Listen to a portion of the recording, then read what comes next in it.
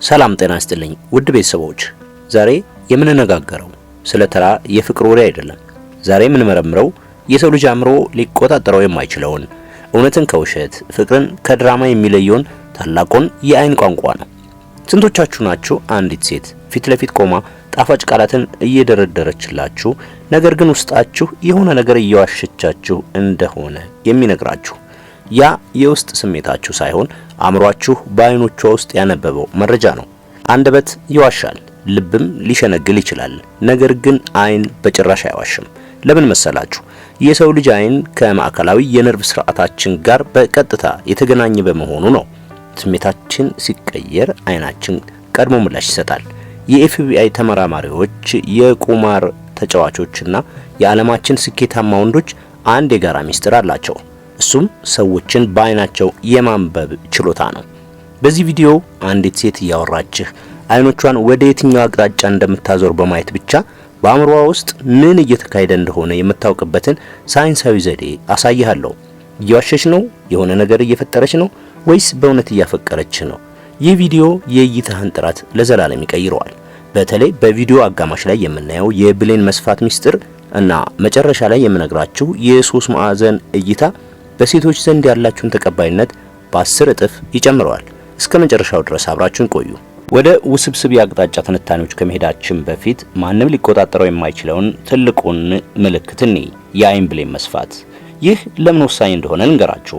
ይህ ተግባር የሚከናወነው በሰውነታችን አውቶኖሚክ ነርቭ ሲስተም ወይም ደግሞ ቁጥጥር የሌለበት የነርቭ ሲስተም አማካይነት ነው።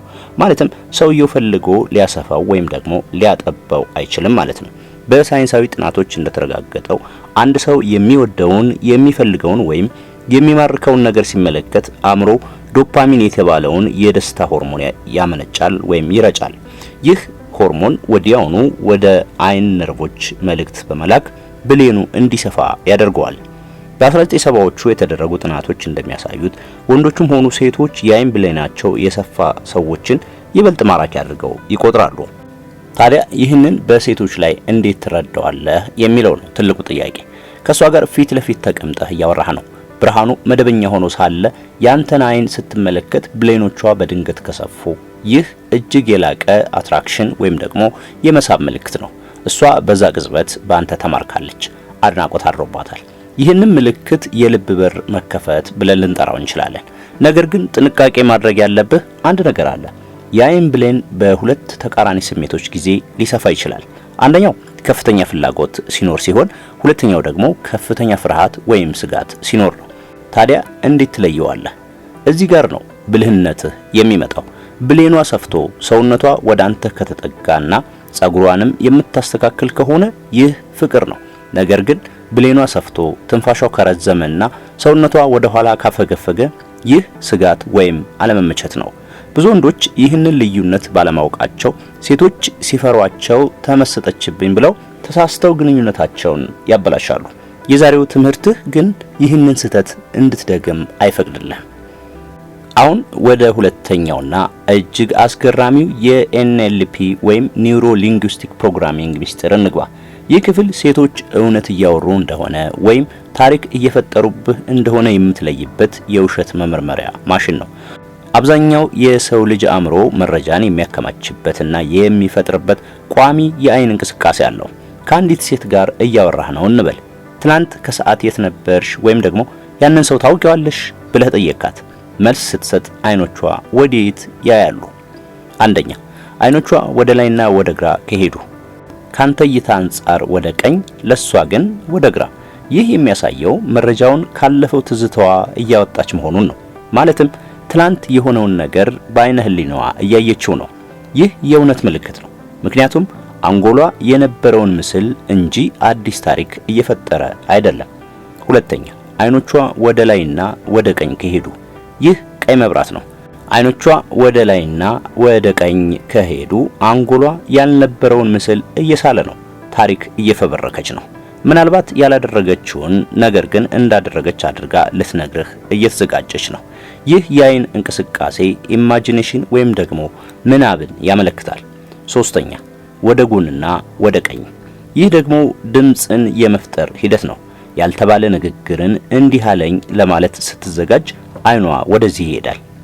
ይህንን ለመቆጣጠር እንዴት ተግባራዊ ታደርጋለህ? መጀመሪያ ቤዝላይን ወይም ደግሞ መሰረታዊ ነገሮችን መውሰድ ይኖርብሃል። ማለትም ውሸት በማይጠይቁ ተራ ጥያቄዎች አይኗ ወዴት እንደሚሄድ አጥና። የልጅነት ጓደኛሽ ማን ይባላል በላት። ያኔ አይኗ ወደ ግራ ከሄደ ያ የእውነት አቅጣጫዋ መሆኑን አረጋገጥክ። ከዚያ በኋላ ወሳኝ ጥያቄ ስትጠይቃት አይኗ ወደ ቀኝ ከዞረ እያታለለች መሆኑን በሰከንድ ውስጥ ትረዳለህ። ይህንን ዘዴ የተማሩ ወንዶች በሴቶች ድራማ አይበለጡም። እስካሁን ያየናቸው ምልክቶች እሷን ለመገምገም የሚረዱ ነበሩ። ይህ የመጨረሻው ክፍል ግን እሷ ላንተ ያላትን የስሜት ጥልቀት የምትለካበትና ግንኙነቱን ወደሚቀጥለው ደረጃ መቼ ማሸጋገር እንዳለብህ የሚነግርህ የካርታ መመሪያ ነው። የሰው ልጅ እይታ በሶስት አይነት ትራያንግሎች ይከፈላል። አንደኛ ማህበራዊ እይታ ወይም ሶሻል ትራያንግል። አንዲት ሴት ስታወራህ አይኖቿ በአይኖችህና በአፍንጫህ መካከል ባለው ቦታ ላይ ብቻ የሚመላለሱ ከሆነ እይታዋ ሶሻል ወይም ማህበራዊ ነው። ይህ ማለት ላንተ ያላት አመለካከት እንደ ጓደኛ፣ እንደ ስራ ባልደረባ ወይም እንደ ተራ የሚያውቁት ሰው ነው። እዚህ ጋር ምንም አይነት የፍቅር ስሜት የለም። ሁለተኛ የኃይል እይታ ወይም ፓወር ትራያንግል። አይኖቿ ከአይንህ ወደ ግንባርህ ከፍ የሚሉ ከሆነ ይህ ፓወር ጌዝ ይባላል። እሷ ላንተ ትልቅ ግምት እየሰጠችህ አይደለም፣ ወይም ደግሞ አንተን ለመቆጣጠርና የበላይነቷን ለማሳየት እየሞከረች ነው። ይህ እይታ ብዙውን ጊዜ በክርክር ወይም ግጭት ባለበት ወቅት ይታያል። ሶስተኛ ጥልቅ የፍቅር እይታ ወይም ኢንቲሜት ትራያንግል። ይህ እይታ የሁሉም ወንዶች ህልም ነው። እሷ ስታወራህ ወይም ስትሰማህ አይኖቿ ከአይንህ ወደ አፍህ ወይም ወደ ከንፈርህ ከዚያም ወደ ደረትህ ወርደው በፍጥነት ተመልሰው አይንህን የሚያዩ ከሆነ ይህ ኢንቲሜት ጌዝ ነው። ይህ እይታ የሚነግረን አንድ ነገር ብቻ ነው። እሷ በአካል አንተን ትፈልጋለች። አንጎሏ ሳያውቀው አንተን እንዳፍቃሪ እያየህ ነው። ይህ እይታ ካለ እሷን ለመሳም ወይም የፍቅር ጥያቄ ለማቅረብ ትክክለኛው ጊዜ አሁን ነው። አንድ ምሳሌ ልስጥህ። ብዙ ወንዶች ሴቶች አይናቸውን ሲሰብሩ አልፈለገችኝም ብለው ያስባሉ። ነገር ግን አንዲት ሴት አይንህን አይታ ፈገግ ብላ አይኗን ወደ ታች ወይም ወደ መሬት ከሰበረች ይህ የትህትና እና የፍላጎት ምልክት ነው። ነገር ግን አይኗን ወደ ጎን ወይም ወደ ግድግዳ ከሰበረች ይህ መሰላቸት ነው። እነዚህን ጥቃቅን ልዩነቶች ማወቅህ በሴቶች ዘንድ እንደ አዋቂና አስተዋይ ወንድ እንድትቆጠር ያደርግሃል። እንግዲህ የዛሬ ቪዲዮ ይህንን ይመስላል። አይን በጭራሽ አይዋሽም። አንተ ግን ማንበብ መቻል አለብህ። አንደኛ የብሌን መስፋትን አስተውል፣ ፍላጎቷን ይነግርሃል። ሁለተኛ የአቅጣጫ ሜትሪክስን ተጠቀም፣ ውሸቷን ያጋልጥልሃል። ሶስተኛ የሶስት ማዕዘን እይታን ተመልከት፣ ቦታህን ያሳይሃል። ይህን ዕውቀት ስትጠቀም ግን አንድ ነገር አትዘንጋ፣ ሁሌም በራስ መተማመን ይኑርህ። አንተ ራስህ አይንህን ሳትሰብር አይኗን እያየህ ማውራት መቻል አለብህ። አሁን አንድ ጥያቄ ልጠይቃችሁ።